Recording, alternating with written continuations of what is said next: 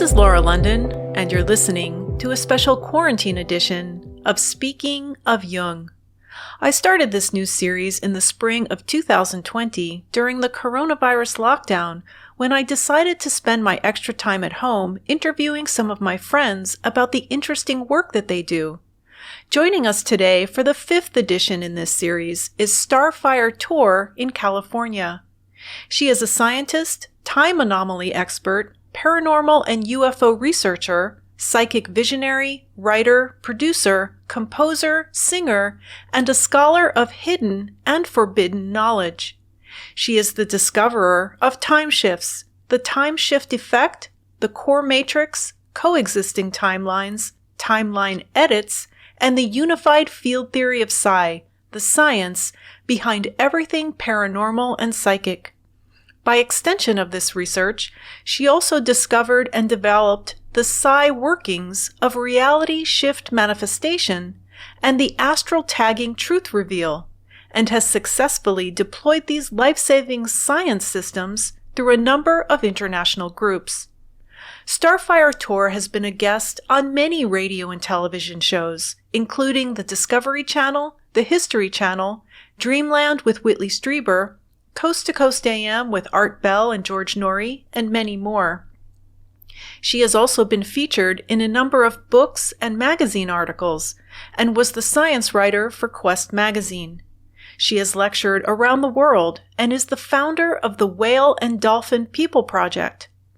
Along with Karen Ellington, STARFIRE TOR is the host of the new podcast, The Time Chronicles, launched this week. Through mutual friends, I met STARFIRE in 2009 at Whitley Strieber's Dreamland Stargate experience at the Joshua Tree Retreat Center in California. We've kept in close contact ever since, and I've asked her to join us here today to discuss her fascinating body of research. This interview is being recorded on Wednesday, June 17th, 2020, through the magic of Skype. Hi, STARFIRE. Hi, Laura. Hi. So great to have you here today. I have been wanting to do this for years. So we are going to talk about everything. Yes, we are. Where would you like to begin? You have a really interesting story, speaking of Jung, about his cousin. I do. Her name was Lou Zinstag, and she was very involved in UFO research, particularly with a long-ago UFO guy named George Adamski.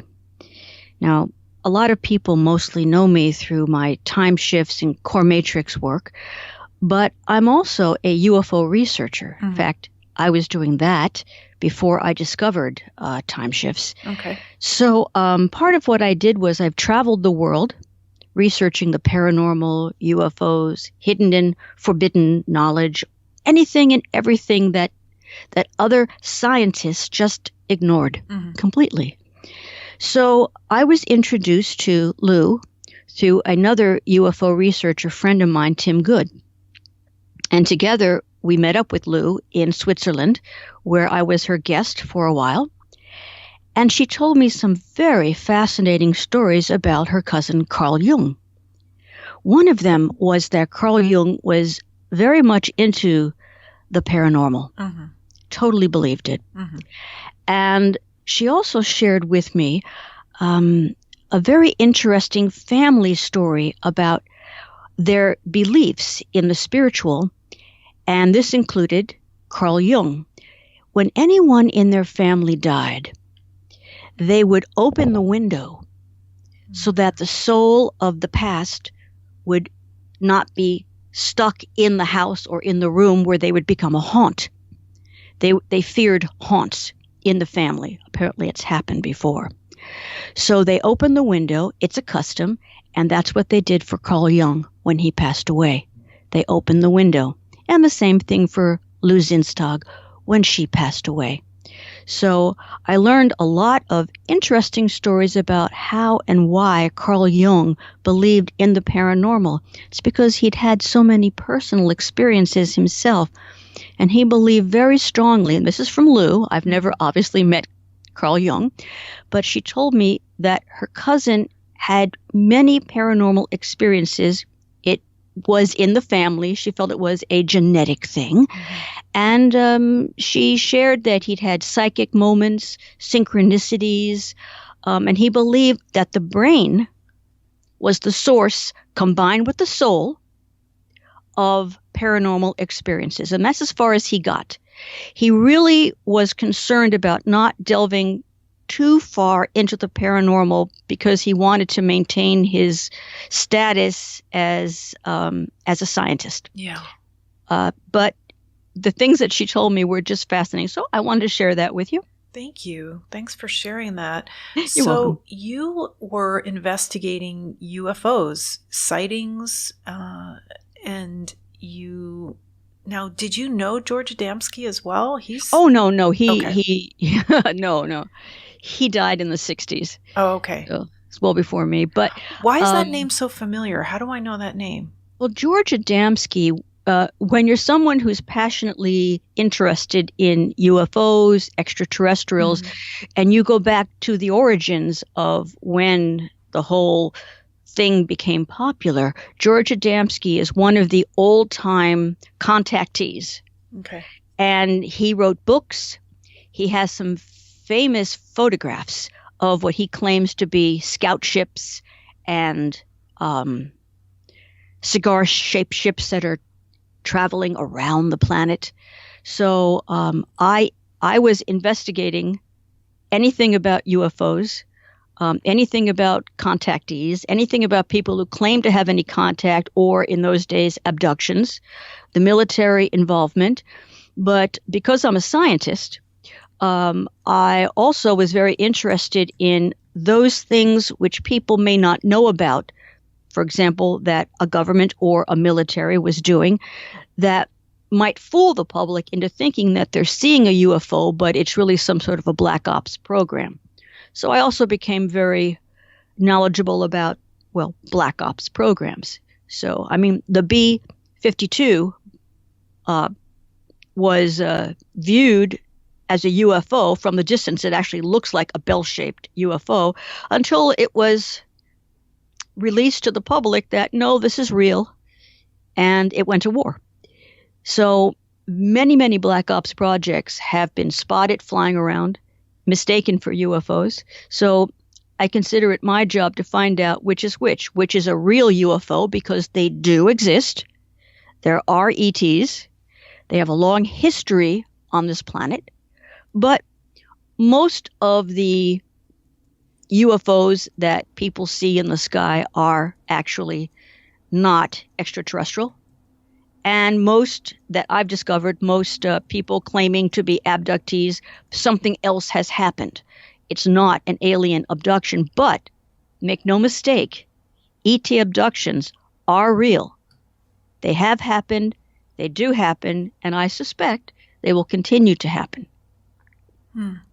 Well, speaking of UFO abductions, I actually first heard of you through Whitley Strieber, who is probably best well known for his book, Communion, about his experiences with being abducted by, and he doesn't say he knows what or who did it. He doesn't call them aliens. He calls them visitors. Right. And I started listening to Whitley on his own show. Well, first on Coast to Coast AM with Art Bell. And then Whitley took over Art's show, Dreamland. And he had you on as a guest. I think the first time was in 2006. That's correct. You talked about your precognitive dreams. Right. And I mean, fascinating story of with the actor and the gun. John Eric Hexum. Okay. I talked about him when you first saw me at the conference. Okay. And now when I saw you, so wait, let me back up. 2006, heard you with Whitley on Dreamland. You also talked about time shifts and why that. There's this quote that is, you know the truth when you hear it. So when I heard you talk about time shifts, I could feel it in my bones that what you were saying was true, at least true for me. Mm-hmm. So I paid attention every time Whitley had you on. And then a few years later, 3 years later, on 2009, I think he used to do that Dreamland Festival every year. He, Whitley and Anne, organized it to include William Henry, another mutual friend, and yourself, and right. Brandon's, his name is Brandon Scott, right? Yes. Okay. So we all convened on Joshua Tree Retreat Center, and I'd like to tell the story a little later on about my very strange experience there that weekend. Yes, I remember. You told me. Yeah, with the beds, and then the thing with the green balloons. And the green balloons. Where do we want to start here? So let's I'd like to go chronologically. So you also study precognitive dreams, and you have something to say about that. So let's start there. Right, great. Well, ever since I was a very small child, very often I would have a dream that would then manifest into reality. As a child, of course, I would be dreaming of what would happen next day in school, some new person that I might meet on the playground, things of that nature, nothing world-shattering. But to me, this was completely normal. Now, I'm adopted, so I would share these things with my adopted parents. They were very lovely people, but they had no idea what I was talking about. Mm-hmm. And this created a problem for me as a child.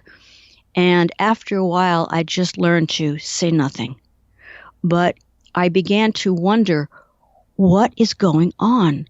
Why is it that I'm having these experiences, which are so normal to me, but no one around me, not my child friends, not my adopted parents, no one really wanted to hear from me about anything psychic, anything about precognition, or any of the other things that I was experiencing. So I was sort of lost.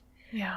And this was really the start of my becoming a researcher, the start of my wanting to be a scientist, because I wanted to know what the science was behind everything paranormal, everything psychic. I needed to know. I wasn't interested in make-believe, because the things that I was experiencing were, well, they seemed like fantasy to others, but I knew that they were very, very real.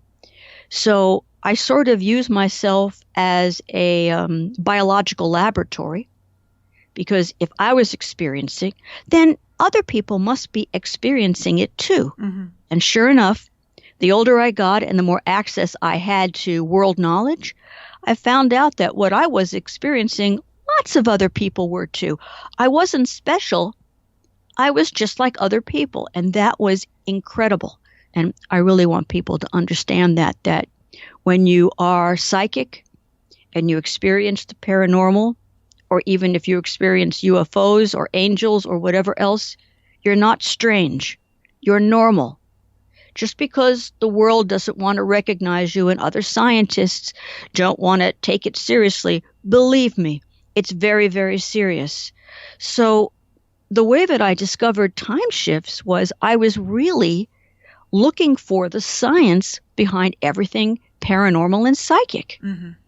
And I literally stumbled across the fact that we don't live in one timeline. We live in multiple timelines, and they're not parallel timelines, which was an extremely popular notion, not only by scientists, but in science fiction. People became very used to sci-fi stories of time travel, parallel universes, parallel, worlds. But what I discovered is that there are who knows how many thousands of timelines, but they all exist in the same space. But they're separated by their individual frequencies. That's why I call them coexisting timelines. If you think of the old-time radios, the crystal ones, Yep. and you want to tune into a particular radio station, what do? You turn the dial, and you pick up whatever station you want. Now, it's all existing in the same space. All those radio waves, they're just separated by their individual frequencies. Mm-hmm. That's exactly the way coexisting timelines work. And that's exactly the way precognition and psychic abilities work. For precognition, for example, you were talking about the actor John Eric Hexum. Right. And I was talking about that with Whitley early on, and I did at the Joshua Tree event. John Eric Hexum was an actor. He's unfortunately passed away. But while he was still alive, he was in a TV series called Voyagers about time travel. And before that show ever premiered, before I'd ever heard of it or knew who he was, I had a dream. And in that dream, I saw him, and I got lots of information about him and that he was going to die. I saw how he was going to die, and then I got it into my head, big focus on it, that I was going to save his life. Now, I've had so many precognition dreams up to that point, and some of them are about a disaster. Sometimes I've been able to prevent that disaster from happening, whether it's been an individual person or something larger. But most of the time, I've never been able to stop a disaster from happening. I've only been able to be a witness to it. I've reported it beforehand. I think that's what makes me a little different, in that I publicly put out and report what my precogs are so that they're documented. So basically, I have a near 100% accuracy on those precogs that I put out into the public. That's just me being brave. I could very easily put out something that just never happened, but it turns out that they all did, and John Eric Hexum is one of them. So when the TV series Voyagers came on the air, of course, I was interested to watch it because it was about time travel. Mm. And the minute that I saw him, I went, oh no, oh no, oh no, it's him. I called a couple of friends of mine, including Brandon Scott, the stage magician, and I told him about it and how freaked out I was. I didn't even know the man, but I was determined to save his life. I felt that that's why I had had the dream.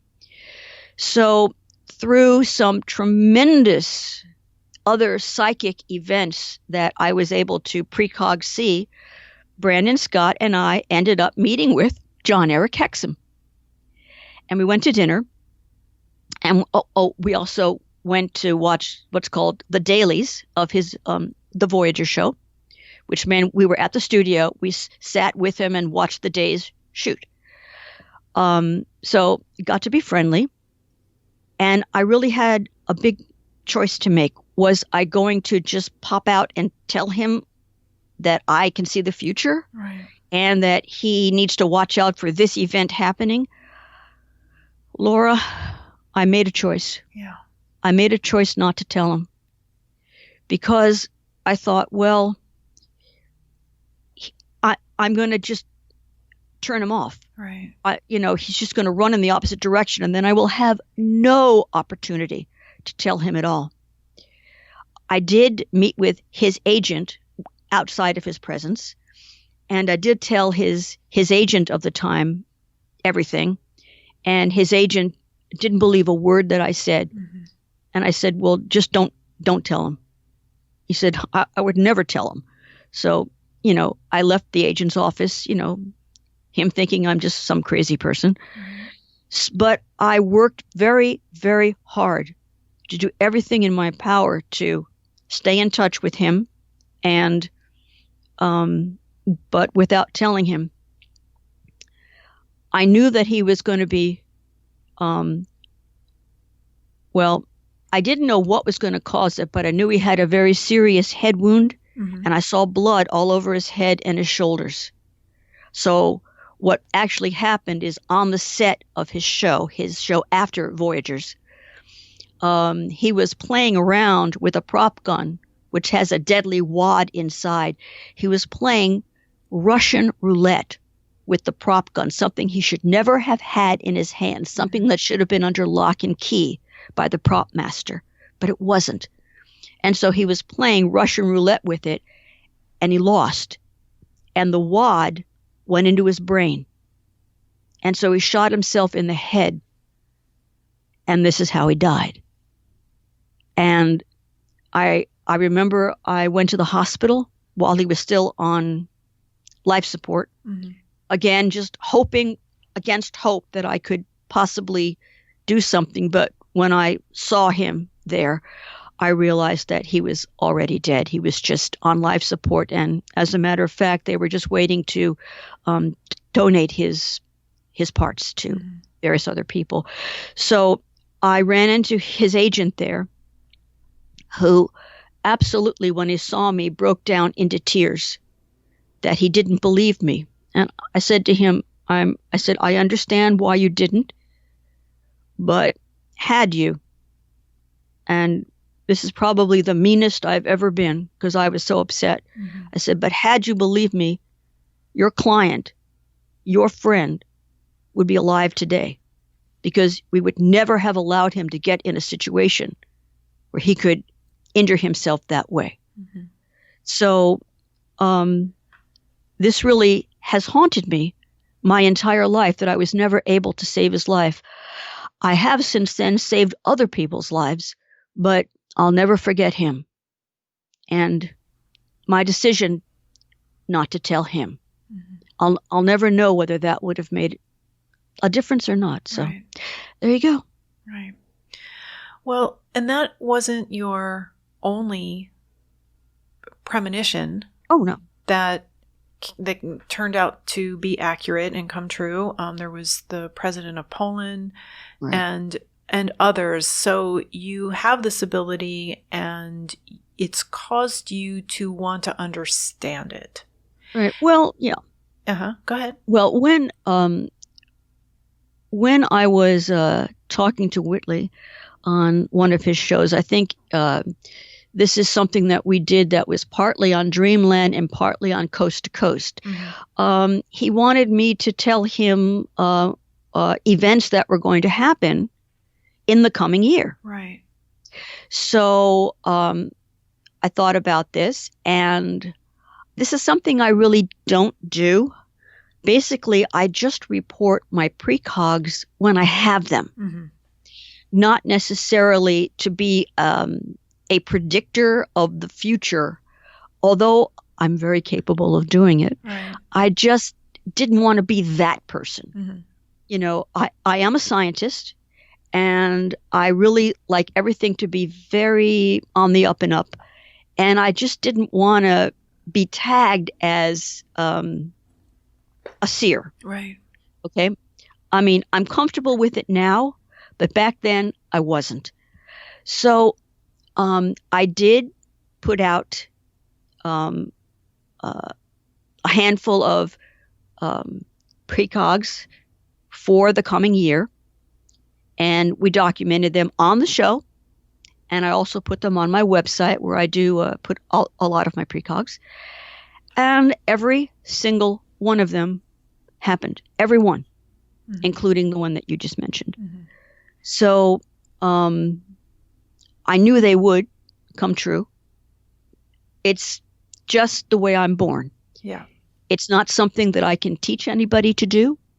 I can teach people how to do astral travel, which can enhance that ability.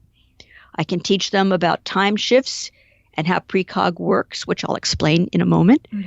But honestly, this is just me. And it's just the way I am. And I know that other people who are just like this, who are listening, understand completely. Right. Okay. And I just want to tell the listeners that you have a very comprehensive website. It is your name, starfiretor.com. And you include on your website all of these stories. And also, you're very active on Facebook. Your friends list is full, but you have what's called a fan page, which allows you to have many followers, thousands and thousands of followers. Right. So you and I have been Facebook friends for a really long time, and I see your updates, and also you monitor what's happening on the sun. And that is another area of interest of mine. I visited the observatory in New Mexico back in the late 1990s that monitors everything that's going on there, and I've been interested in that ever since. Would you tell us how the sun factors into your research? The solar flares, the coronal mass ejections, the geomagnetic storms, all of it. Right. Well, before I discovered how the sun played a role in time shifts, I had discovered that we live in more than one timeline, and that we can have something called dual memory timeline conflicts, or dual other types of conflicts. Like, for example, let's say you live on a street. You've traveled up and down the street thousands of times. You know it by heart. And suddenly, you get in your car one day, you drive down the street, and there's a building on that street that hadn't been there the day before. Mm-hmm. Now, you know that's a fact. It's in your mind. It's in your head. It's in your memory, but you cannot deny there's that new building. What just happened? Well, that's the effect of a time shift, specifically a timeline edit. They happen all the time to us on this planet. Or let's say you know for a fact that a certain, let's say, celebrity has passed away. Mm-hmm. Then suddenly you see that same person live on some talk show. Right. Blows your mind. How can that happen? Well, that also is an effect of a time shift timeline edit. What happens is this dual memory conflict is in a previous coexisting timeline, the person died. But once there's a timeline edit, meaning that there's been an alteration to the timeline, a new timeline has been created, suddenly that person is alive again.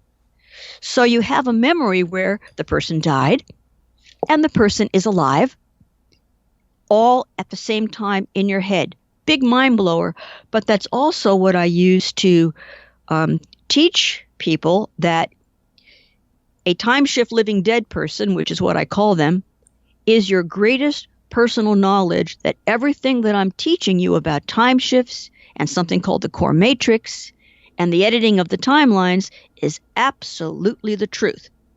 Okay?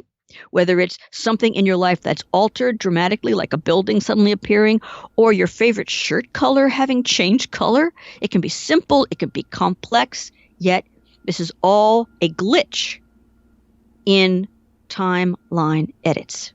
And I just want to reiterate that these are not parallel universes. That's correct. They're not. They're not parallel timelines. They are coexisting timelines. Correct. And that we live in multiple timelines at the same time. We do. And the timelines are constantly changing. Correct. And there is more than one timeline that's unfolding. Untold numbers. Okay. There's no way to know. It's really interesting. Now, you were talking about the sun. Right. What I discovered first I made the discovery, and then came the serious research, because, like I said, I stumbled upon the fact that we are in two two different timelines at least. I mean, at the time, I thought they were only two. Now I know they're untold number. But the first thing happened was that I have some items that I still own, and there has a drawer in it, and the drawer pull was made of brass. One morning I woke up, and the drawer pull had changed color. It was gray instead of brass. That was very strange. I didn't know how that happened, but it sort of was in my mind, and things like that began to happen, changes that I would notice. Mm-hmm. And then back in the day, I took some film of UFO activity where I was researching, and I converted it from film to a different medium. And the film company called me up and said, well, you didn't say what title this is and what year stamp we should put on it. So I gave him the year stamp, and okay, that was fine. Then the next night, I woke up in the middle of the night, and suddenly I realized that, no, I gave him the wrong year. Mm-hmm. That wasn't the correct year. And I didn't know why I was saying that. And I went back into my own records, and I discovered that this event of taking this film, I had done it in 2 different years. I have absolute physical evidence of this. And I have this because at the time that I took this film, the UFOs were actually seen by a highway patrolman in his car, in his squad car, and he was chasing them down the highway. This was so remarkable that this made the newspapers. Mm-hmm. So I actually had a copy of the newspaper, and I had the date on it. And yet the date that I had given that man at the film place was a different year, was 2 years apart. Now, I knew when I took the film, because on the film, I also have some friends of mine who were visiting from out of town. They were visiting me from out of town at a specific, at a specific date. Mm-hmm. And it was 2 years from the time that patrol officer was chasing the UFO. These are the same events. I filmed it. The police officer chased it. It was in the newspaper. I have it on film. Mm-hmm. I have it in film in 1 year. The police officer chased it 2 years prior to that. Not possible. Not possible. So this was my evidence that I had. It was physical. And I tore into this research. It took me 2 years before I was able to convince myself through physical knowledge. The evidence just piled up and piled up. That I have a memory of the exact same event happening in 2 separate years. The exact same event. Mm-hmm. Physical evidence. And this was the start of how I discovered coexisting timelines. So now with the time shift living dead mm-hmm. phenomena, yeah, that is something that you often post on Facebook. When a celebrity dies, mm-hmm. it makes the news. I still don't understand why. It could be somebody that we haven't heard from in years, and then all of a sudden they pass away. It hits the news. It gets spread all over social media with this outcrying of sentiment from people. And I'm thinking, where was this when the person was alive? All of a sudden they're dead and everybody's brokenhearted. I don't know. I always found that quite odd, but whenever a celebrity dies, I check to see I check your Facebook to see if you're reporting them as a time shift living dead. I don't report them all. No, and that's the thing. Not all of them are, but there are some, and I'm going to give an example. Back in 2017, I was in Charleston, South Carolina. People are probably tired of hearing me talk about that trip. It was to see the total solar eclipse because that Charleston was on the path of totality. So I got to see the eclipse in totality. Mm-hmm. But while I was there, Jerry Lewis passed away.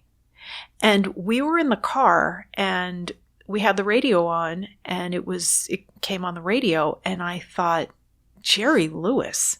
That guy died like 10 years ago. Jerry Lewis died in 2017. I was stunned. Mm-hmm. And so I figured he must have been a time shift living dead person. Some of the other people, Abe Vigoda, Valerie Harper, where else? Rip Torn, right. Robin Leach, the mom or the school teacher, I don't know what she was, from The Facts of Life. And then Toni Morrison, that was last year. Charlotte Rae. Yeah. Toni Morrison grew up with one of my best friend's moms. They grew up in Lorain, Ohio. And so I knew who Toni Morrison was. Yeah. When it was announced that she passed away last year, no. I remembered her dying again like 10 years ago. Right. Okay, so to everybody who's listening to this who has never heard of Starfire or the time shift living dead phenomena, you might be thinking, well, this is just your memory, right? That you only thought you had heard that they passed away. But right. This is common, and this is what they call a thing now. And yeah. I want you to tell us how this started. Okay. Well, first of all, as long as people have been alive on this planet, there is a phenomenon called the alive again, dead again phenomenon. That predates me. Is that right? Okay, I didn't know about that. Oh, yeah. But no one knew what it was, why it was. Was it just the mind playing tricks on itself, people misunderstanding the data, misremembering, confusing names? Sometimes that happens, sure. Sure. But no one understood the phenomenon until I discovered time shifts and coexisting timelines. So you really came up with an explanation for this. Right. I understand the science behind how it works. This is the important thing. I didn't discover the alive again thing, but how it functions. And that was a long time ago that I worked this out. As a matter of fact, I first brought this information into the world when I released to the world that Nelson Mandela was a time shift living dead person. At the time, Art Bell was on my research list. And he was very interested in all the things that I was working on. And without even telling me he was going to do it, he started talking about Nelson Mandela as, an alive again, dead again person. He didn't use my words, time shift living dead,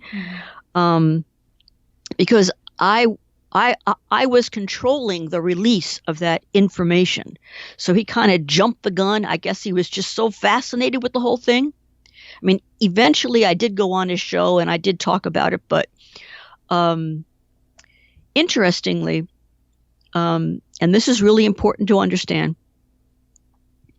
shortly after I went on Coast to Coast with Art Bell, some years after he first broke the Nelson Mandela alive again, dead again thing, without revealing where he got it from. We had a talk, and he actually came out of retirement so that we could sort of clear that up. And that was in 2009. Okay.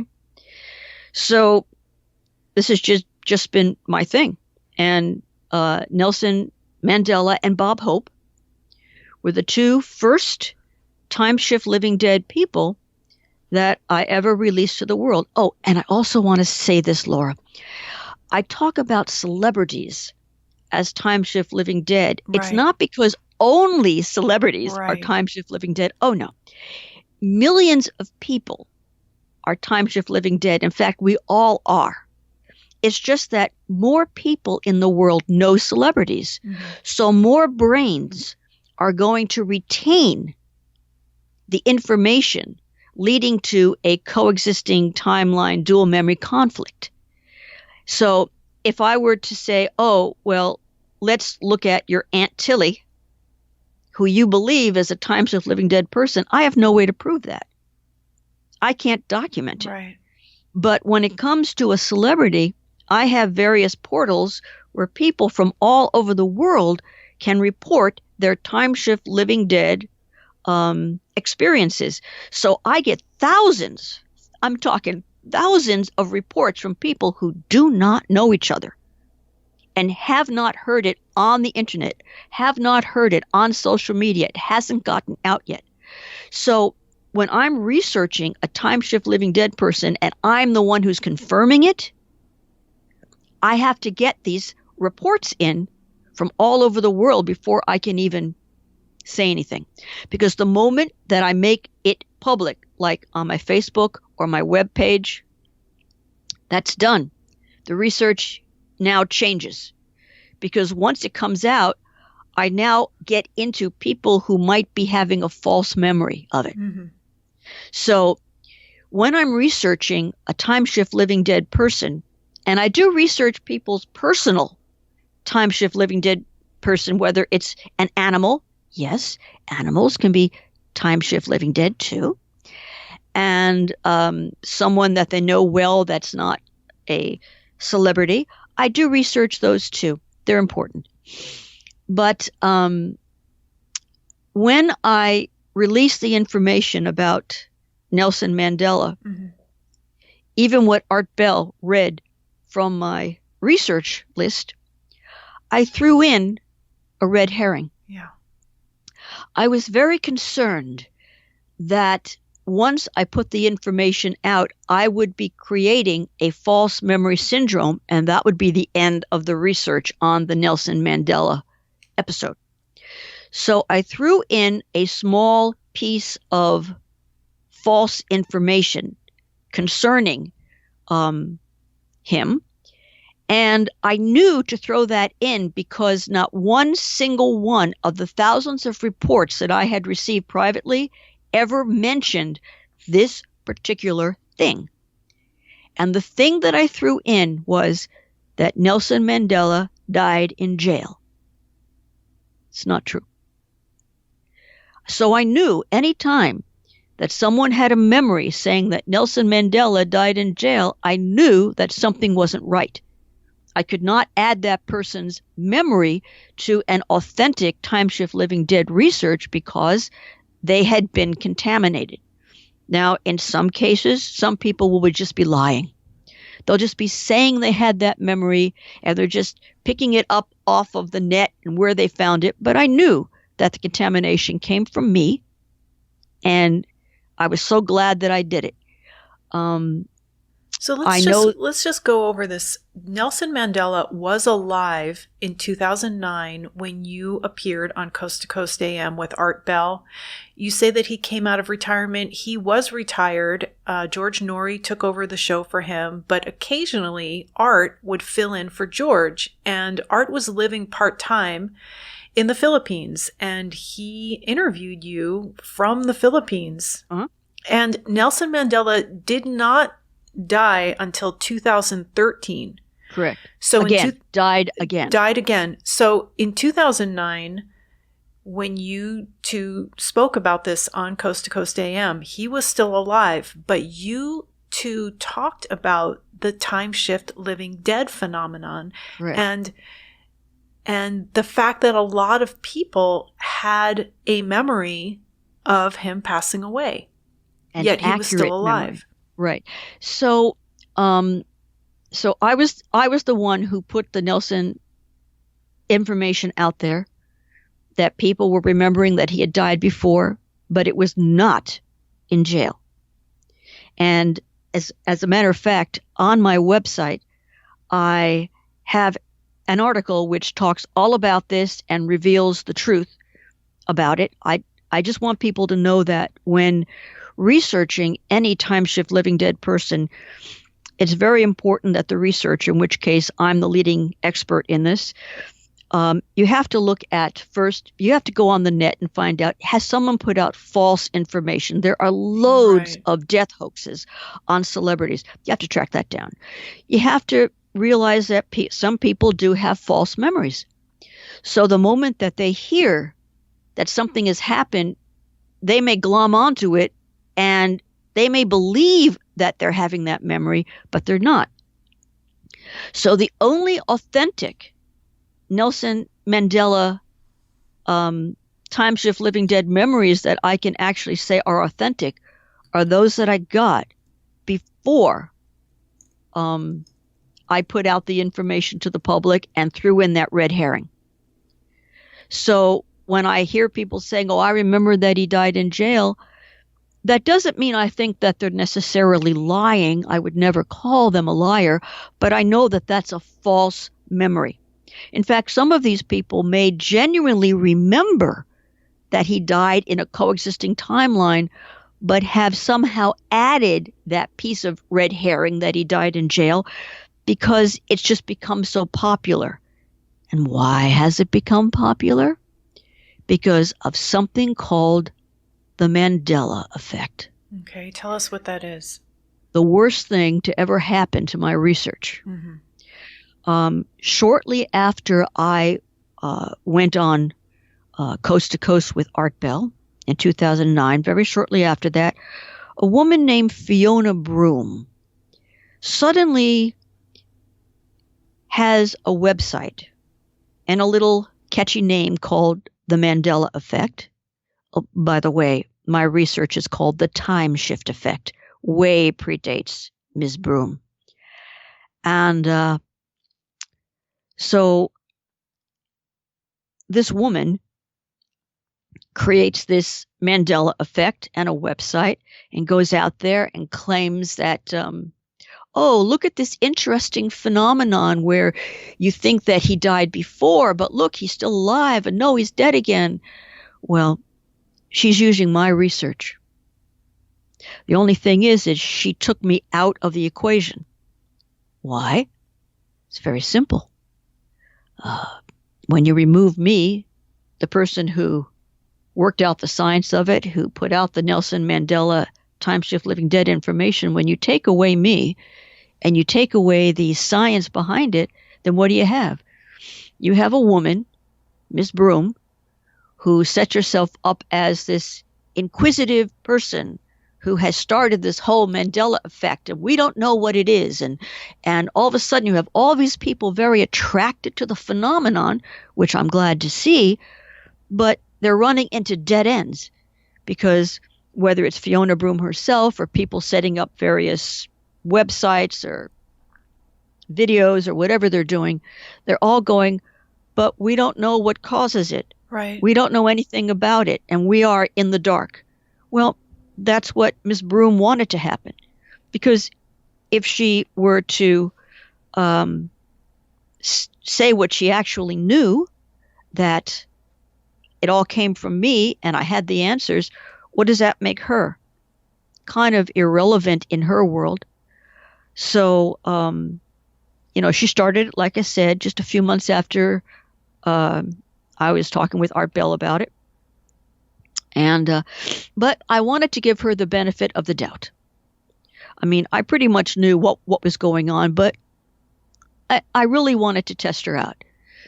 So a few friends of mine got together, and there's this website that she has, the Mandela Effect website, and she had this comment section. So here's what we did. Sometimes my friends would write a comment there just about the Mandela Effect, very positive, fine.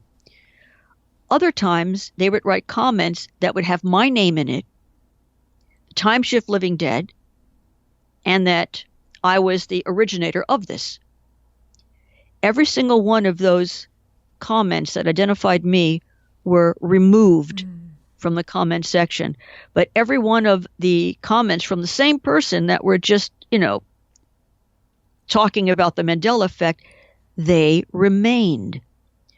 This was the evidence, the final piece that I needed to see that she was manipulating data.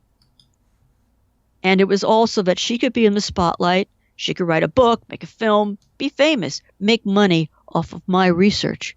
So just what I want to tell anyone who is very drawn to the Mandela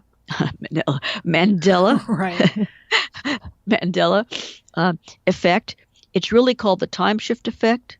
Please come and join me either on Facebook or wherever, because I want you to know the truth about how your brain remembers out-of-place objects, buildings that have moved, shirts that have changed color, people who are alive, dead again, alive.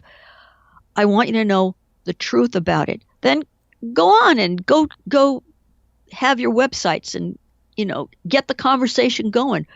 But get the conversation going knowing what I know. Come to me. I'm the discoverer. I'm the scientist. I know how it works. And I've given it all to you for free. I've given it to you. You really have. You really have. And another thing I noticed is what's become popular on social media is this theory that the world did indeed end in 2012 when scientists found the Higgs boson particle at CERN. The Large Hadron Collider's job was really to find that. And that things have never been the same since. Now, as we said earlier at the beginning of this show, I met you in 2009. We were talking about time shifts and your precognitive dreams and the time shift living dead.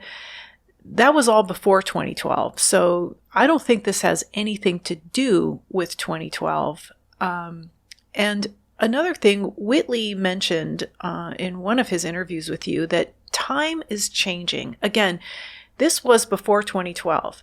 And I wanted to ask you, is that true? Is time changing? Well, first of all, that whole 2012 thing, total hoax, never happened. Okay. And wasn't going to happen. It was just somebody who misread some ancient calendar. Oh, the Mayan calendar ended in 2012. Yeah. Meant the end of the world. Yeah, okay. No, it's just, no. No. It did not happen in 2012, but we do have a phenomenon called a timeline reboot. The world does occasionally end. It's not just that it gets altered, but it does end. What do you mean by end? It blows up? It ceases to exist? Ceases to exist from some reason. It could be a nuclear disaster. Okay. It could be an asteroid. There's not a long list of what it could be. But in humans' history, there is something called a time loop. And a time loop gets caught into the program of a coexisting timeline, and it keeps repeating itself through various future coexisting timelines. And this happens when something very dramatic or traumatic has happened. And regardless of how you want to alter the timeline through a timeline edit, that event is still there, like a nuclear holocaust. So we have these time loops.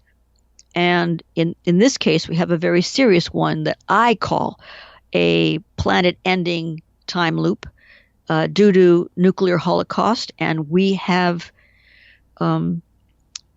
this planet destroyed on a number of occasions. To be very clear about this started thousands and thousands of years ago. Okay. This is not a recent event. It started and got hooked into the program of the timeline because thousands and thousands and thousands of years ago, there was a war around our planet. It's come down to be known as the Anunnaki time. I'll leave it at that. Okay. And these two factions warred. They warred and they destroyed themselves. And in doing so, they destroyed this planet. We have something called a core matrix, which is kind of an analogy is a hard drive.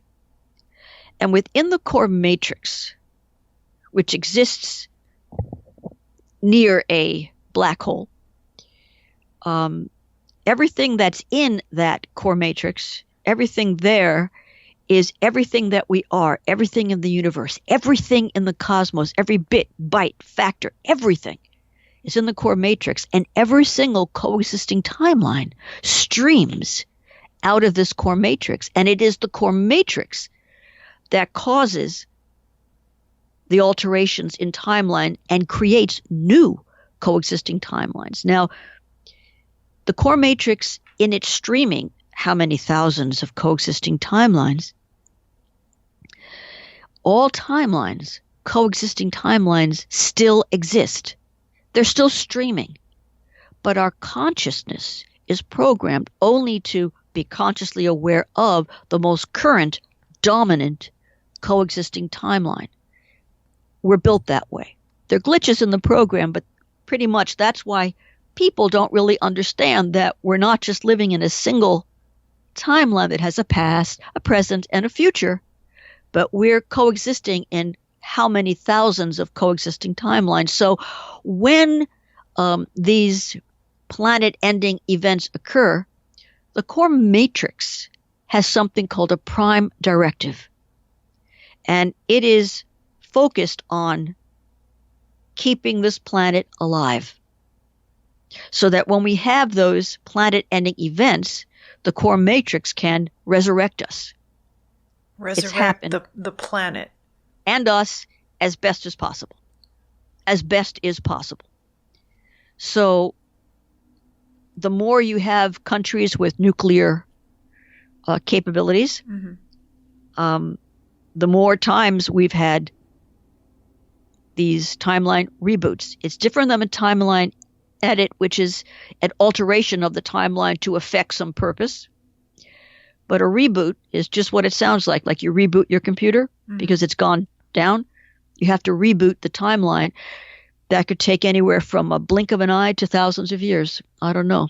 I have no idea. I have no way of knowing how long it takes. So you talked earlier on about the sun. Right. And the effect that it has. Well, what I discovered was, and this is years and years of research, please, what I discovered was that every scientist who is worth anything researches the work of other scientists. And one of the scientists that I researched on my way to discovering how these coexisting timelines worked was Albert Einstein. Albert Einstein came up with some fantastic theories that in his lifetime he was never able to prove but have been since proven.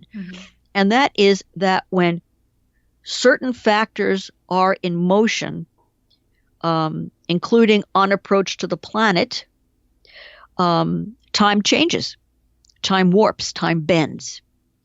And when energy, like with a coronal mass ejection, a CME, or a solar flare, or a solar wind, something happens where something from the sun hits our planet, hits our magnetic field. This creates a warping of time and space. So in that moment, the core matrix is able to take advantage of it and act alterations in the timeline that have to do with in the timeline, not timelight, in the timeline, that for the purpose of trying to resurrect us to the point that we were before the very first destructive moment. But it's impossible because the core matrix never has in its availability all of the fragments, all of the pieces of the original universe that we come from. So it keeps trying to resurrect us using only remnants of what we were. So it continues these alteration timelines again and again and again because it can never resurrect us to our proper original format. So that's why all of these timelines occur. And since the core matrix uses our sun to impact our planet, anytime we have those solar flares, solar winds, anything hitting our magnetic field that causes warping in space and time, Mm-hmm. that's why the sun is so important, besides being the life giver of our planet, other than the core matrix. And in fact, the core matrix also is the Akashic records. Is the Akashic records. Okay. Yeah, and right. You monitor the activity that's going on the sun. Correct. So that you know if a time shift is in effect? Well, I like to, as far as is possible, to know when a time shift is occurring, because that means that our world is altering. Right. So I've put together a list of things that I've taught to everybody who follows my work. Mm-hmm. It's called time shift markers. There are things which a person can experience that have to do with switching up of coexisting timelines, memory conflicts, physical things that are changing within your local or global world. And these are called time shift markers. And when I can collect time shift markers, the same way that I collect the time shift living dead information, people report it to me, then I know that a time shift has occurred or is occurring. When I know that we're having a tremendous geomagnetic storm on the planet, I'm pretty sure that we're having a time shift, but it's very important to understand that a geomagnetic storm does not trigger a time shift. No. It's only that the same solar energy that kicks off and triggers a timeline situation is the same solar energy that triggers a geomagnetic storm. So when I see a geostorm, that's a time shift marker that a time shift is happening.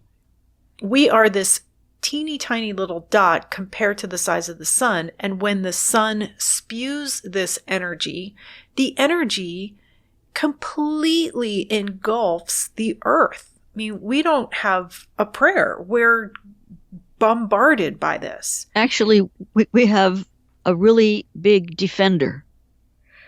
The earth itself has an electromagnetic field that acts as a shield against such incursions as a CME. And most of the time, particularly when, depending on which direction, north or south, this shield is facing, this protects the earth from any of the terrific damage that would be caused by the CME. Things get really hairy when the CME happens to be an X flare. This is when things get somewhat in the dangerous zone. X flares, if the planet cannot defend against it, can actually burn our power grids, can put us back into the dark ages. Hopefully, humans got smart and are protecting their power grids from this type of a fry. But that's not really the case, because I think Whitley wrote a small book about that, about our power grid and how vulnerable it is to a mega solar flare like the Carrington event. Yes, so, it's very vulnerable. An X flare is pretty big, and we haven't had one in a while. We are currently in a solar minimum. Actually, we had, I'm sorry to interrupt, but we had a huge X17 X flare in 2017. No, in 2003. Right, but now in 2020, we're in a minimum, right? We haven't had an X flare in quite some time. We haven't had an X flare in a few years, but whether we are still in a solar minimum is a big question mark, because as of late, solar cycle 25 has come into being, and the new sunspots that have developed have been sending out CME. This is the past, few weeks, and I've written about this. Solar minimum is called minimum because there's a lack of sunspots. That's it. There's a lack of sunspots for a very long period of time, and so the sun goes into solar minimum when it's not giving out CMEs, the type of energy that it usually does, solar winds and other magnetic things blowing out of the sun and coming toward Earth. But on the other hand, solar minimum is also a major cause of global warming, not mankind. Mankind contributes a little bit, but most of global warming is caused by solar minimum. The actual solar energy that hits the planet actually helps the planet, not hurts it. So there's a possibility that if solar maximum keeps going, if the sunspots keep going, and mind you, every scientist has said solar minimum is going to be here for a very long time, and it's going to make things a lot worse. I thought, well, I'm thinking that the core matrix is really going to be needing solar maximum for work that needs to be done on the planet. And I said, I think all of you scientists are going to be very surprised, because I think that solar maximum is returning. And that seems to be what's happening. Of course, it's too early to tell, but I just yesterday saw another sunspot develop on the far side of the sun. I can see this not psychically, but because NASA and its allies have satellites that orbit around the sun taking photographs. So I'm able to view the photographs, and I can see that there's more coming. So with any luck, and we sure do need this luck, we will go into solar maximum, which hopefully will help with a reduction of global warming. It even has the potential of causing some form of global cooling, which I think would shock everybody. Mm-hmm. But because of the state of the planet, you talked about this being your C virus series, mm-hmm. and a big part of our planet right now is the C virus and other very nasty things that are happening that are just throwing the world on its ear. So a lot of corrections need to be made. They're being made. They're being made. They're being made. So before we move forward, I'd like to go back to precognition and the science behind it and what you've discovered, because I don't think we quite finished that yet, and that's very important to this episode. That's right. Now that we've talked about time shifts and coexisting timelines and dual memory conflicts, the science of how precognition works is very simple.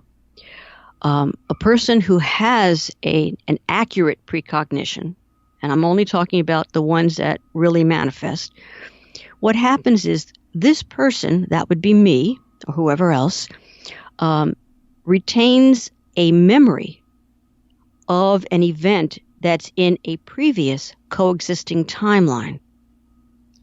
Then there's a time shift, and we are now in a newly minted, altered coexisting timeline with a lot of the same details are the same, but now for some reason we have literally shifted time, and the event that we have a memory of that happened hasn't happened yet, but we remember it.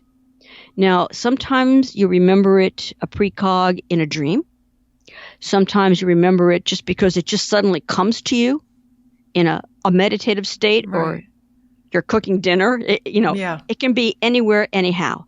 And the reason why that happens is because the brain is the interface with the core matrix. In fact, this is why we dream.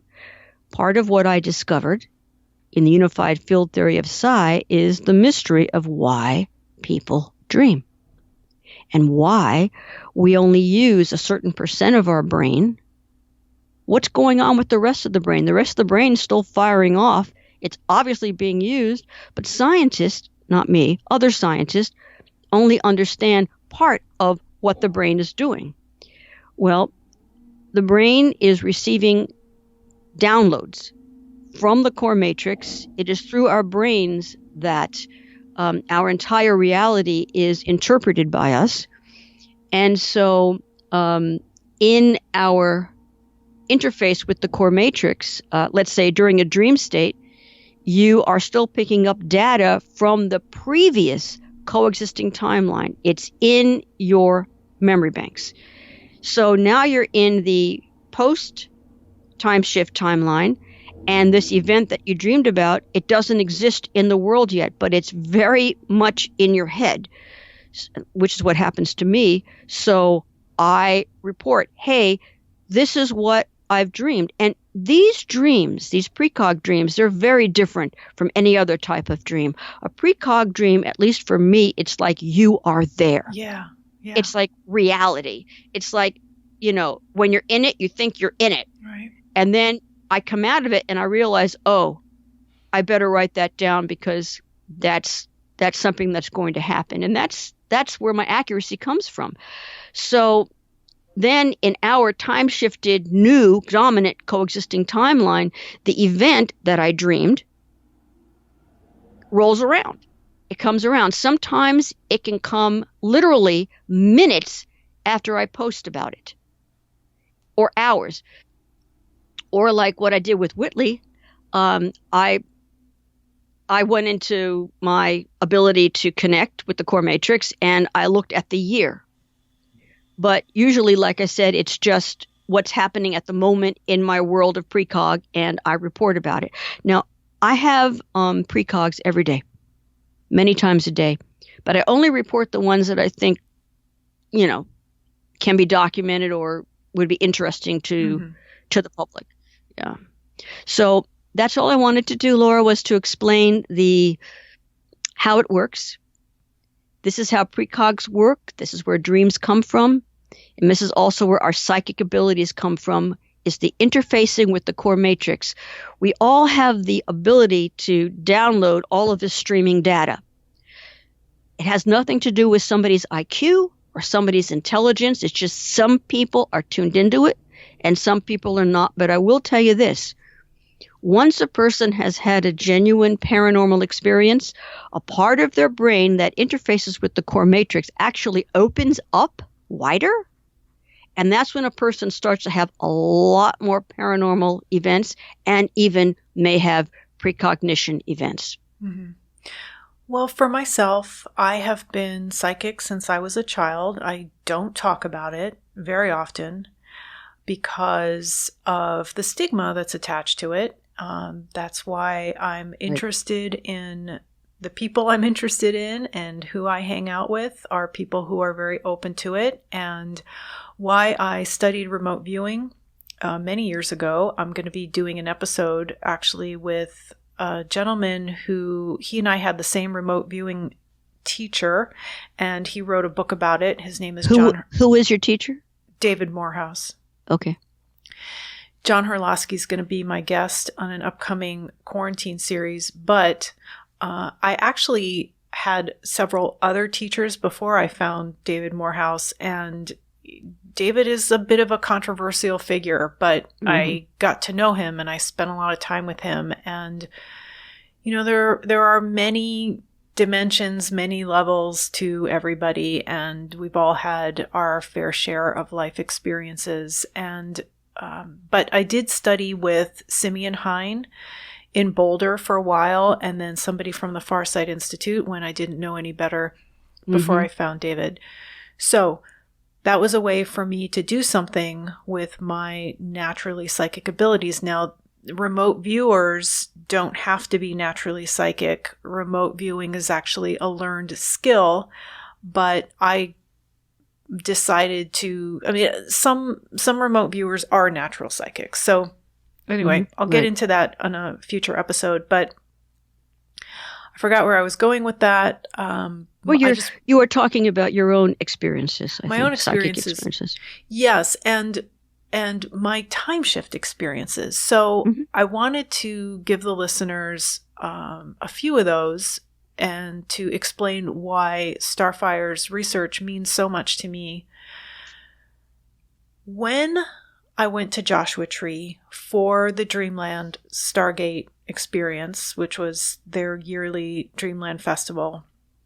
It's a long drive from LAX. So I was with somebody. We went together and we flew into LAX, and then he drove. And that's a long drive. I think it's 2-3 hours. I can't remember now.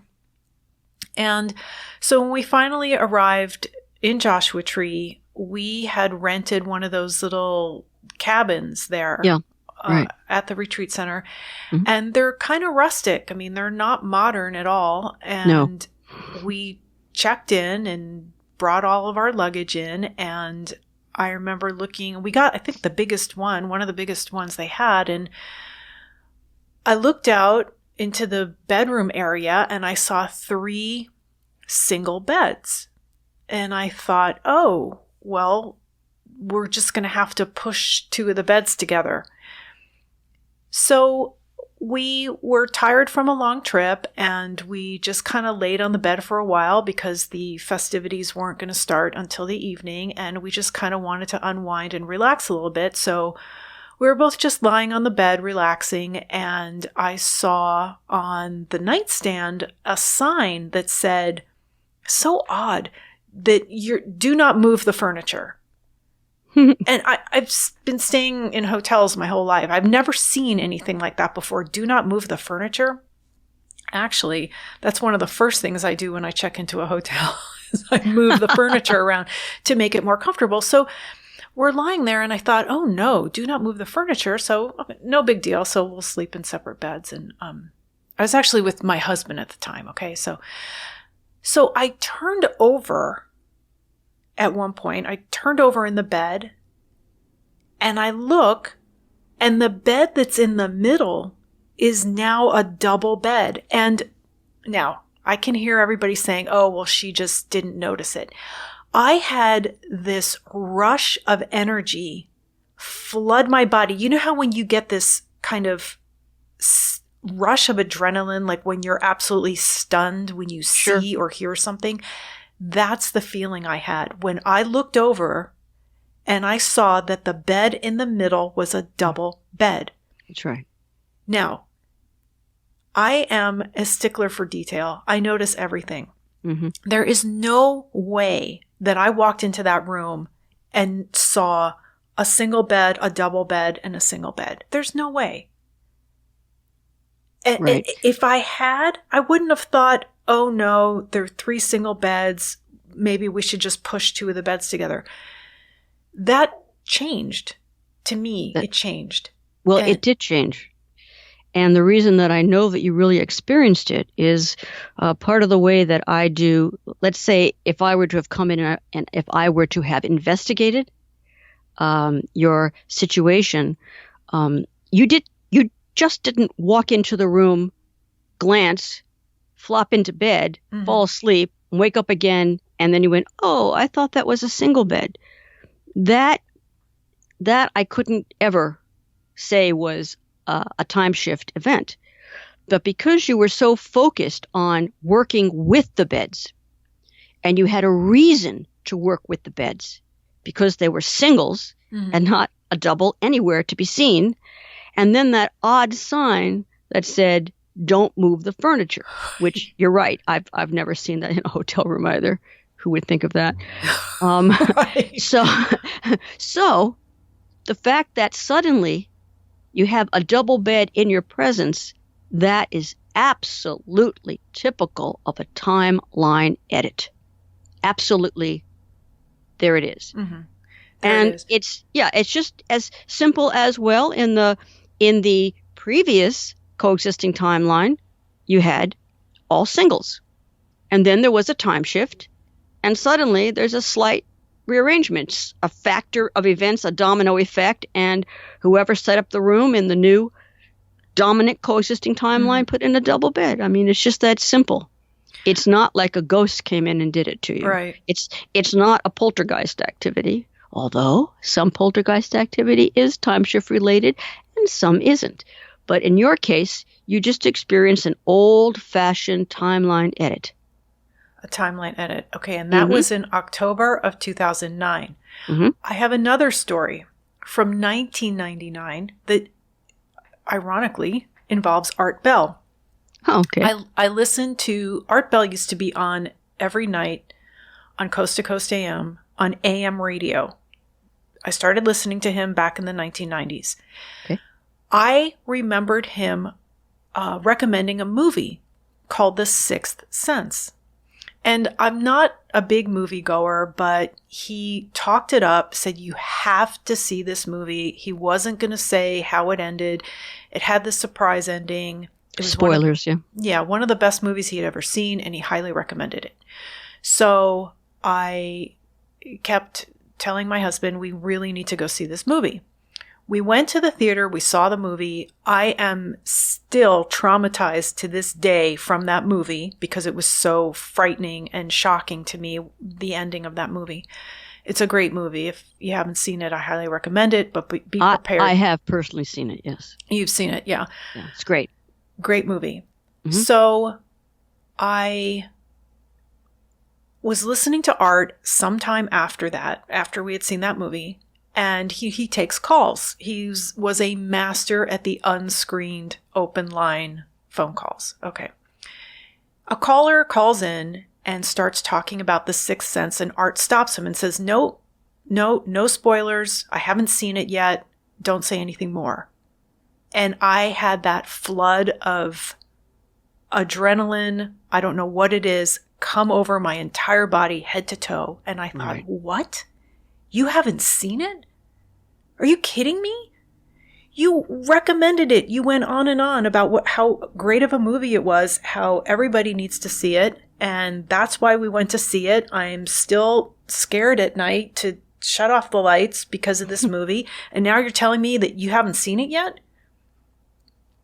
I always remember that. That stood out to me. I was wondering if that was a time shift. It could very well be. You know what would be interesting if somebody grabbed that bit of tape from the first show that you heard where he talks up the movie, but not with the spoilers, and then he says later on that he never saw it. Now those are time stamped, so that would be very interesting, and just providing that something else wasn't going on with his memory, which I don't think at that time he was. Right. So now here's my question to you. When do you think this type of realization, this changing of the elements in your environment, when do you think that you had your first experience? Was it the beds at Joshua Tree, or did something happen before? What? Well, I looked it up when I knew we were going to do this episode, and that movie, The Sixth Sense, was released in August of 1999. Okay. So that was way before the bed incident in Joshua Tree, right, in 2009. But like I said, I've been psychic my whole life. I've had strange experiences my whole life. But as far as an instance like that, I can't remember anything like that happening before then. But again, these things can be happening all the time. We just don't notice them. Well, they are happening all the time because the core matrix has a program called brain assimilation. And this is the reason why people generally do not recall living in anything other than the current coexisting timeline that we're all existing in. It's a consciousness collective that the core matrix makes sure that we adhere to, because humans simply could not stay mentally sane by trying to keep track of thousands of similar timelines. But because there are glitches in the program, I was able to discover it, and I was able to share that discovery with the world. Had those glitches not been there, I'd be as unaware of the situation as most people are. Mm-hmm. And I could just hear people also saying, well, she heard somebody else recommend the movie. I don't think so. Art was, and I've talked in the past about how much Art meant to me. I mean, I miss him every day. He died 2 years ago, and I know you knew him as well, Starfire, and yes, we all miss him. But I literally think about him every single day. So if Art recommended a movie, which I don't think he did too often, you bet I'm going to pay attention and go see it. So. And that was the only show I was listening to at the time. Again, it was 1999. There were not a lot of. That was the only internet radio show, or it actually wasn't on the internet yet. I don't know when Streamlink started, which is I don't know, but he was airing on regular radio on AM radio. Yep, you're right. Okay, now when I'm researching any type of time shift, whether it's the time shift Living Dead or what you experienced, one of the things that I ask from people are what I call place markers. And you have exhibited what I call a place marker. You have a memory of context where you can relate the movie, The Sixth Sense, to Art Bell, having talked about it on his radio show, which is why you became interested. It's not that you don't remember why you wanted to go see the movie. You know, it was being popular, but you have an actual place marker of what made you do it, a cause and effect. And then suddenly, in another show that Art does, that cause and effect is suddenly not there. Pulls the rug out from under you because you have a memory that says that place marker was there. You got the idea from him. This is your pattern. This is how you think. This is what you do. And suddenly, it's not there. Completely typical of a time shift event. You have a time shift marker there. So I would definitely say that the bed and the movie, time shift markers. There's just one other one that I want to mention to the listeners because, Starfire, I always run to you and tell you these things. This was about Angelina Jolie's wedding dress. I was in Santa Fe on vacation. This was in 2014. And it was, everybody knew she was going to be marrying Brad Pitt. Well, People magazine got an exclusive of the wedding photos. And I was in my hotel room, and I remember the iPad. I had one of the first iPads. It was white. And I clicked on the link because People magazine had the exclusive, and I wanted to see her dress.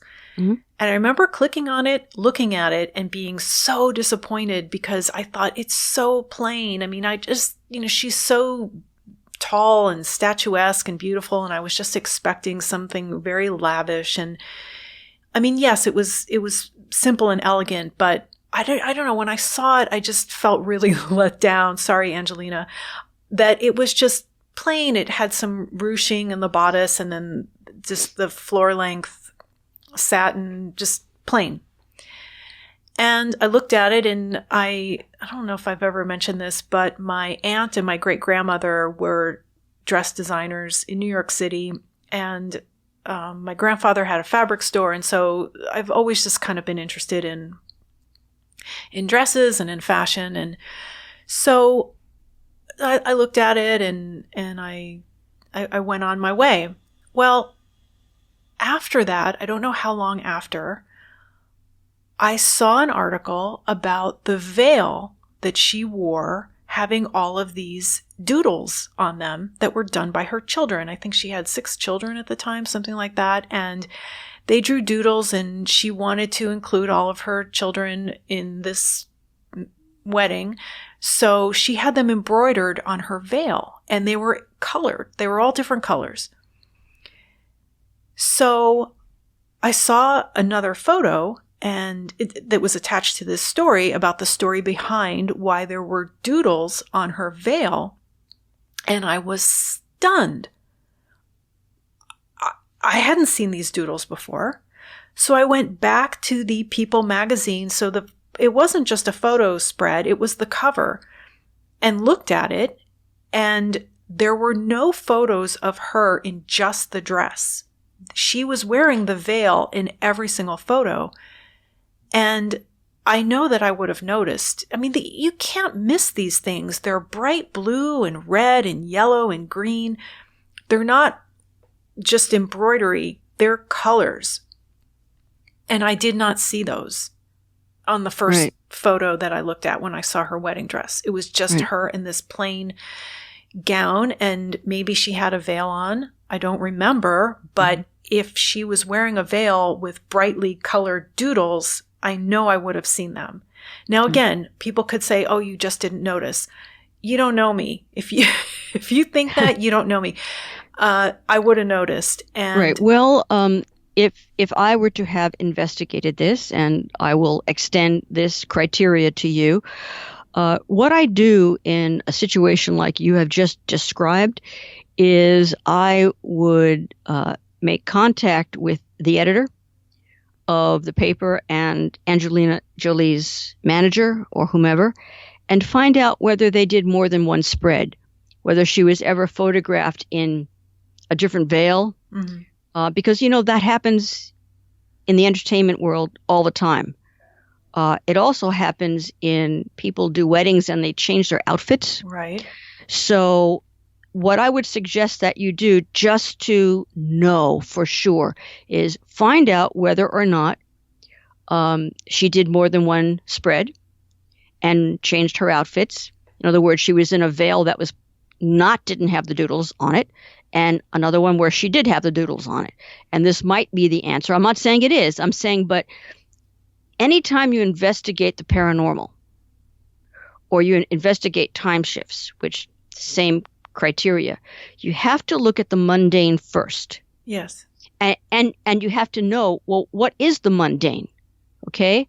You have to, pursue it. You have to knock out all of the, oh, that's normal, that's ordinary, oh, here's the reason. And once you follow those paths and you discover that none of those discoveries,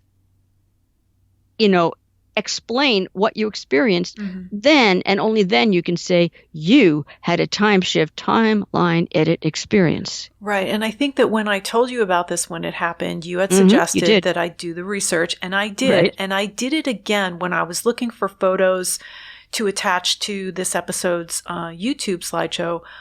There is not one photo that I could find of her in that dress without wearing that veil. So it is the dress with the ruching in the bodice, and then it's just plain all the way down to the floor, plain silk, satin, whatever it is. Right. And she has that veil on. She was on the cover of, I think, Hello magazine, and then posing with the children and the groom on the stairs. Every single photo of her in that dress, she's wearing the veil with the brightly colored doodles. So that's as far as I can take it. Okay, let me explain a little bit about the urgency of investigating any potential time shift stuff. Shortly after the core matrix enacts a timeline change, usually the conscious brain sees the now. In other words, what's happening around you now. And then the core matrix begins to fill in what I call the backstory. So if you really understand that there's a time shift marker out there, like the events that you've spoken about here, you can sometimes find physical evidence that what you remember actually exists. But in a very short period of time, the core matrix will have done backstory work and it will be vanished. Okay. It will no longer exist. Now, there are exceptions to this rule. There are glitches in the program. I have plenty of examples of that that are pretty amazing. And it can be done, but you have to look for it immediately. But eventually, the timeline past is going to match the timeline present until there's another time shift. And then all bets are off. Got it. Okay.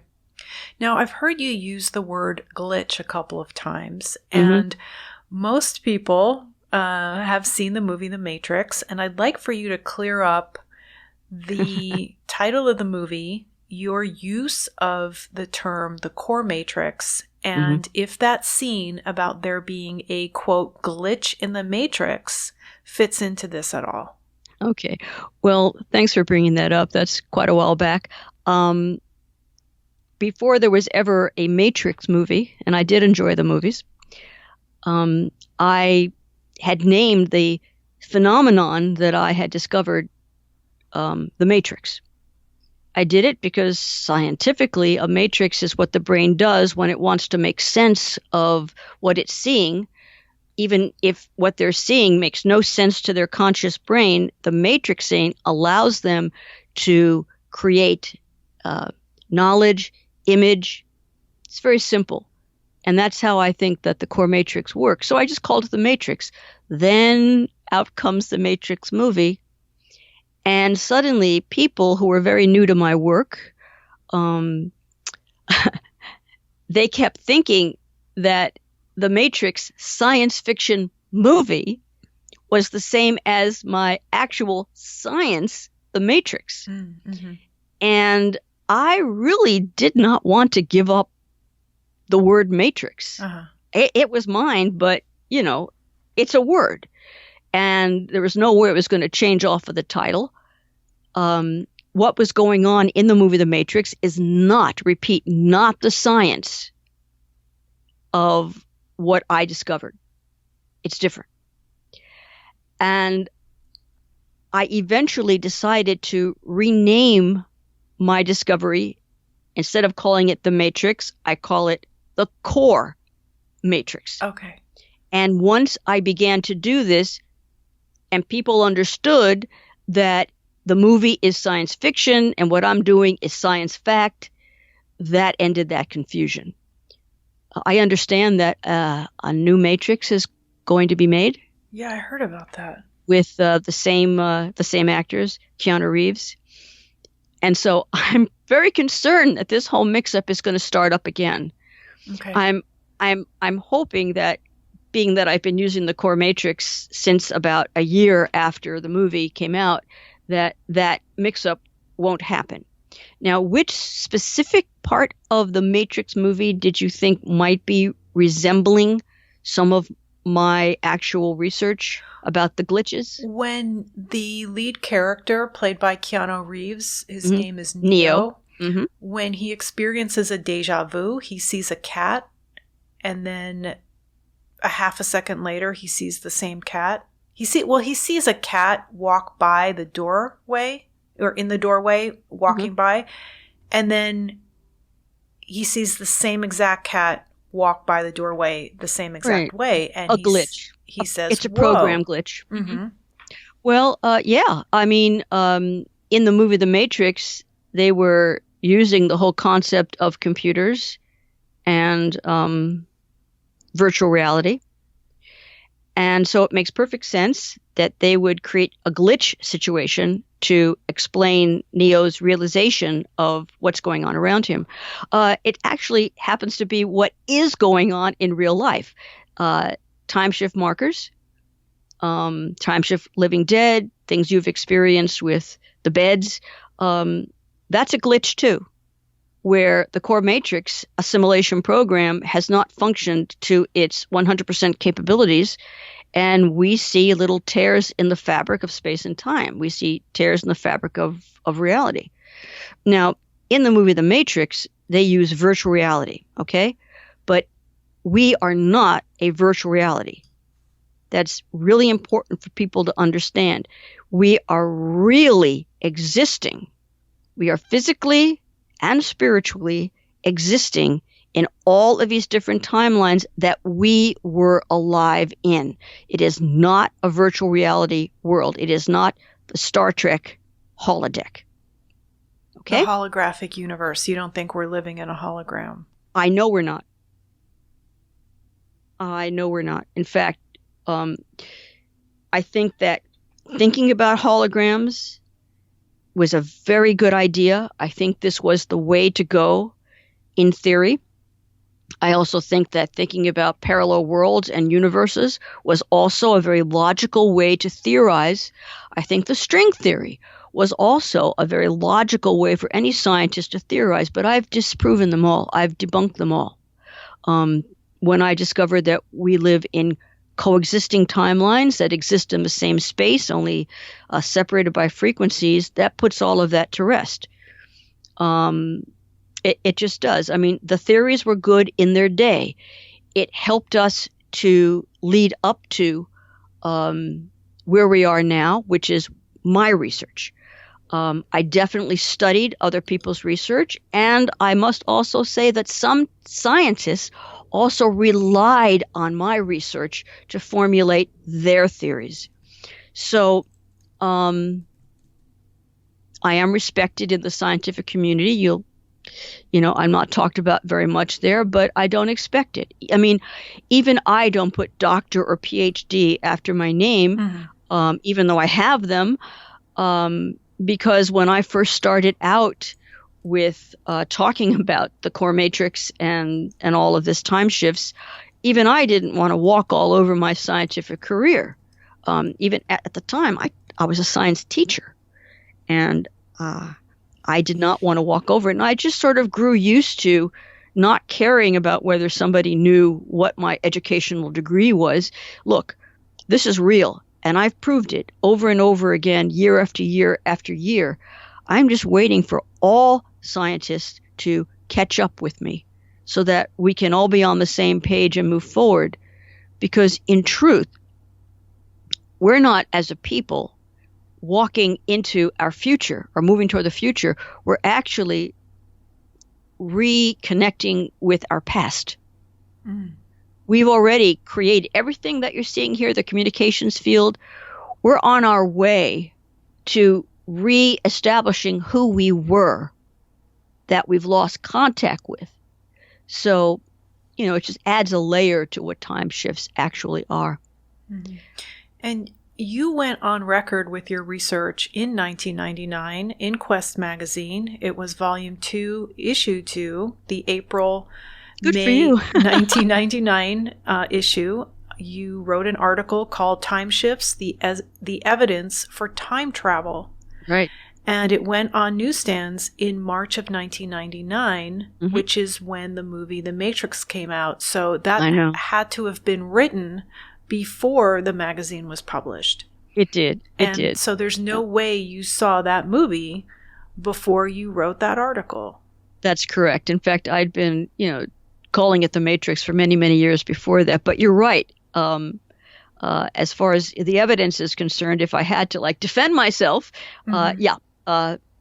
my article came out before the movie did. Came out before the movie. And I was wondering if for our last segment here, you wanted to talk about the election of Donald Trump.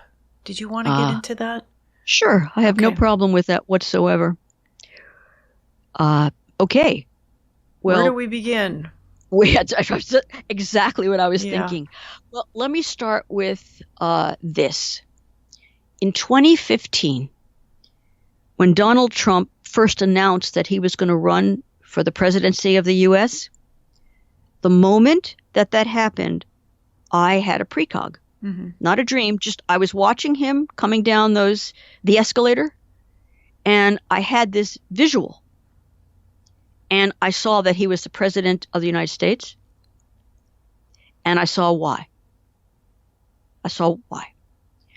And I had never, ever before in public ever talked about politics. I actually don't like politics. I consider it completely corrupt. And as a matter of fact, I do not belong to any political party. And prior to the shenanigans of the Democratic Party, and I'm saying the word shenanigans very lightly, it's really an understatement of what's going on with them. But at the time that I had the vision in 2015 of Donald Trump being president, I had no idea nor interest in who was going to be president, because I just didn't trust anybody in politics. Whoever it was, it was. You had Hillary Clinton, you had Donald Trump, you had, a million different people in the Republican Party vying for the presidency on the Republican side. Who cares? As long as I didn't care. Okay. Mm-hmm. You know, it wasn't going to impact me the way that I live my life. Wasn't sure it was going to impact the United States tremendously or the world. But because I had this precognition about it, I put it out to the public. I explained what I just said to you. I'm not a political person. I don't trust it. But I had this precog, and since I have a near 100% accuracy rate on the precogs that I put into the public, I felt that this was the true. I just didn't understand why. Mm-hmm. Okay. I knew that Hillary Clinton was wildly popular. I knew that she had run against Obama and had lost, and that, you know, it's politics. So they both said nasty things about each other, you know, but then Obama turns around and makes her the Secretary of State. I said, oh, that's politics. That's politics. You know, he decided to bring her into the fold so she wouldn't be his enemy. That's sort of the way I figured it. And I went, oh, whatever. But this vision about Trump kept repeating. And I began to have dreams. I began to have precogs. I began to be very attuned to what the core matrix was doing and what the world was doing. And so I decided that I need to know more. The world needs to know more what is going on. So on Facebook and on my research list, which is now defunct as of last year, but was going strong at the time, I said, look, I need to know why I'm seeing Donald Trump as the president, and when everyone is saying that Hillary Clinton is a shoo-in to win. She's so popular. She's, you know, her time has come, you know, another woman there, whatever. You know, for me, I don't care whether the president of the United States is a male, a female, a transgender. I don't care what they associate with. I only care about what the person is going to do for the people. That's all I care about. So I wanted to know why I was seeing that he was going to win. Mm-hmm. So I developed a psi working that I had developed, like I said, the word developed, called an Astral Tagging Truth Reveal. At the time, I just called it Astral Tagging, but it was a Truth Reveal. Mm-hmm. It is an extension of my research into the core matrix, coexisting timelines, and all that. And it's something that I've taught my research list, so I knew I could teach it on the internet to whoever wanted to join. Well, a couple of thousand people from around the world joined in, and it was pretty basic. In fact, this is still on my website. It's very simple. I wanted to know which of these two people, Clinton or Trump, was the best president for the United States in the time that we're now existing, timeline alterations taken into account. So I created a criteria for what a really good president, all of the statistics, the criteria that a really good president should have. Okay? Just generic. I made it up. It's from me. It's what I felt from my ability to know such things. And I wrote it up. And the astral tagging, which is, like I said, a very specific protocol, it was to focus on that presidential criteria of this best case scenario president. Which of these two candidates, Trump or Clinton, met more of these criteria than the other? Because that was going to be the number one reason that I thought was going to be that, you know, one of these two was going to win. Mm-hmm. If it turned out to be that Clinton was the one who met this criteria, then I knew that probably my precog was just wrong. I mean, I'm willing to be wrong, you know. Right, if I'm wrong, I'm wrong. I put it out there and, you know, I hope for the best. But if Trump turned out to be the one that met most of the criteria, then this was a really good reason to move forward with my precog. So it's very involved, but we did, you know, a couple thousand people participated in this astral tagging truth reveal. And an interesting thing about an astral tag is you don't tag people. you tag an event. Mm-hmm. And the event is the presidency, the election. And once you tag something, all of the truth about it comes out. All of it. Everybody's, their dark, deepest secrets about what they've been doing, what they've been up to. Anything that has to do with the election is going to be found and made public. And oh boy, was it ever. Mm-hmm. Okay? This is where we started finding out a lot about Hillary Clinton. We started finding out a lot about Donald Trump. And I also knew that there was another factor involved. This became very real because of the Astral Tagging Truth Reveal.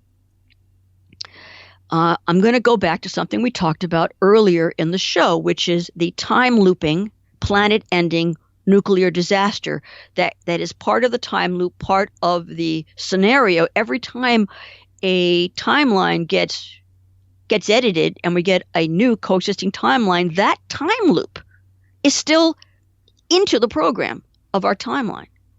So what became very obvious to me, and that I wrote about for years, actually, and I'm still writing about it, is that if Clinton won the presidency because of her lax security policies concerning the security of the United States, all of her policies, and we brought them up, this would allow certain bad actors elsewhere in other countries to set off these nuclear problems. Mm-hmm. And this would be the cause of the destruction of the planet, in which we'd have to be hopefully resurrected again. So in all these coexisting timelines, every one that Clinton was the president, and she won a few times. And so we were able to see that every time she won, we were destroyed. And it was because of her policies, her connections, her behavior, things that we know today she was involved in, things that we know today that the Obama administration is involved in, we didn't know back then. Okay? But because of the astral tag, I was able to, and my precognition abilities, I was able to write about what was going to be uncovered. And everything that I wrote, Laura, back then has been found to be true today. Mm-hmm. Everything. Okay? Including about, I wrote even before he was elected that the Democrats and their shadow controllers were going to try to impeach him, resist him. They had this whole thing worked out. I wrote that there were communications about the, I said, oh my God, there are people in the intel community, in law enforcement, in the FBI, not the FBI itself, not the intel community itself, but there are there's a small group that have dishonored this great work. I mean, the FBI are fantastic. The intel community are fantastic. Yes. 99% of the people who work there, they keep us safe. Right. They do great work. But I saw these elements within it were even corrupting the really good people's work. Well, all that's out now. But way before it was ever out, I wrote about it. I wrote about where the evidence was. I wrote about who they were. Okay? And each time we had a timeline event where our timeline changed, what I noticed was Trump kept getting better. Better, by better, I mean, he was, let's face it, when he first started out, a lot of the things that he said and did were just completely cringeworthy. And he still sometimes does that. He has a personality. But it's that character, that personality, which is holding firm today to try to keep the U.S. safe from elements that are wanting to destroy not us, but the entire world. And so the core matrix has something called the prime directive.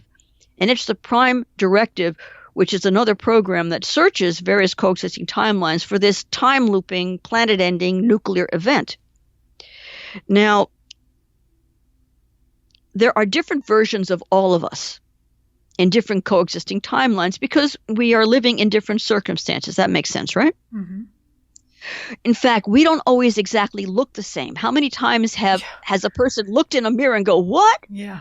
Wait, for a second, you don't even recognize yourself." Right. Well, that's a time shift effect. That's why I called it time shift effect. So, as part of the prime directive, the core matrix doesn't care who's the president of anything. The core matrix does not do timeline changes to help this person or this corporation or this country. Has no interest, could not care less. Mm-hmm. The core matrix is not a sentient being. It's not a god. It is what it is. And we're tied to it. So the prime directive's concern is keep the planet whole, keep the people alive, keep the animals alive, keep the planet alive. And as long as it's not destroying itself as a planet, it's not going to interfere. But I began to notice, as did the people who were following me, the thousands and thousands of people all over the world, that Trump, every time we'd have a major time shift, Trump as a person would get smarter, politically smarter. He would become more popular. He became way popular. But all the polls said he was going to lose. All the, that mainstream media, oh yeah, he's going to lose. Of course, part of the Astral Tagging Truth Reveal also revealed that most of the mainstream media was really the propaganda arm of the Dem Party and was controlled by same people, and that there was shadow controllers of the Dem Party who invested millions and millions and millions of dollars into them. Terrible thing, but that's sort of out now. But before it was, I wrote about it because I knew it was true. So I kept seeing Trump.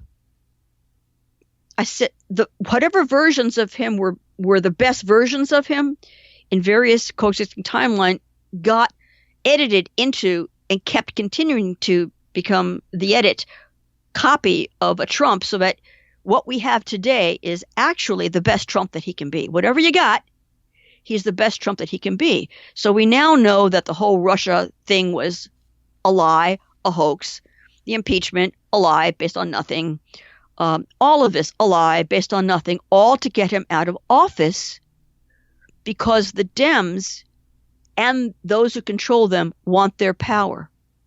And we can see what they're doing with their power, and it's not good. So right now, the core matrix is doing its best to educate the planet to make the best choices. You see, the core matrix does not control free will. It doesn't do anything to alter how the way people think. But people in this world are very controlled by disinformation to a very large degree. So that they make their choices based on the information which is programmed into their brains. So what the core matrix does is, as best it can, working with the elements that it has, is to reveal truth. And hoping that in the revealing of truth, enough people will shatter the mind control program that's been embedded into their brains and will get their free will back. And with their free will, they will make the best choices that they know how to make, whatever that choice may be. So this is why a solar maximum is so important to the core matrix right now, because with that we get more solar particles hitting the planet, which creates time-space continuum warping, which is how the core matrix gets in there and enacts time shifts and timeline edits. So everything is connected, Laura. And the more information you know, the more information you know about the way the world really works, the smarter you can be. You know, people often talk about ascendance. Mm-hmm. I consider, and I'm telling you the honest truth here, I consider true ascendance to be knowledge of the core matrix and coexisting timelines and time shifts. Because if you don't know this, you don't know Jack. You are living in a false reality where you think that there's just one timeline that moves from the past to the present into the future, and it's just not that way at all. But when you realize what I've discovered and you understand how our brain works, that our brain is the interface to the core matrix, suddenly it's like eureka.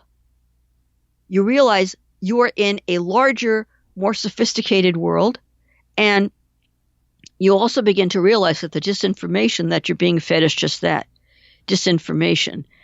And the reason why Trump won is because he is the thing standing between that nuclear holocaust time looping in a very deadly way. And if Clinton had been elected, we would have been down and out. So that's actually the reason why. And it proved out to be true. In fact, even on the morning of the election in 2016, when all the polls and all the talking heads were saying Hillary Clinton's in the lead, Trump is, he's a loser beyond loser, I kept saying, and I posted this, it's a matter of documented record, I said, mm-hmm. wait to see. This isn't over. He's going to win. Mm-hmm. And he did. And this is why he won. And this is why he also needs to be reelected for a second term, because he is what stands between security and this very diabolical plot that's being put out there to, you've heard of the New World Order. A lot of conspiracies about that. Well, guess what? The New World Order is real, and you are seeing it come to life right now. And this has to be stopped so that we can all keep our free will, our freedoms, and hopefully one day those countries that don't have their freedoms can get them. That's what it's all about, Laura. It's not for me about politics. It's about saving the world. That's the only reason why I am an advocate of Trump winning a second run, is because it saves the world through all of his missteps and inappropriate things that he says sometimes and tweets sometimes. And he really needs the help of good people from both sides of the aisle to help him be the best that he can be, and to stop the constant unsubstantiated attacks. This is hurting everyone. And by extension, what happens in the United States, it hurts the entire world. I'm about saving the world. Not just a single country, but the world. Thank you, Starfire. Thank you for sharing all of that with us today. And thank you for being so bright and brilliant about doing your research on me and sharing your own experiences too. I enjoyed them very much. Please visit the website Speaking of Jung, that's JUNG.com, for more information on everything that was discussed in this episode. There you will also find all of the previous episodes of this podcast, which are available to stream or to download for free. This podcast is also available on Apple Podcasts, Stitcher, Google Play, TuneIn, Spotify, and iHeartRadio. And it will be available later on our YouTube channel. You can also listen to this episode on your Amazon Echo device, simply by saying, Alexa, play Speaking of Jung on Apple Podcasts or on TuneIn. Just be sure to pronounce Jung with a hard J. So with special thanks to Whitley and Ann Strieber and to Art Bell, this is Laura London, and you've been listening to a special quarantine edition of Speaking of Jung.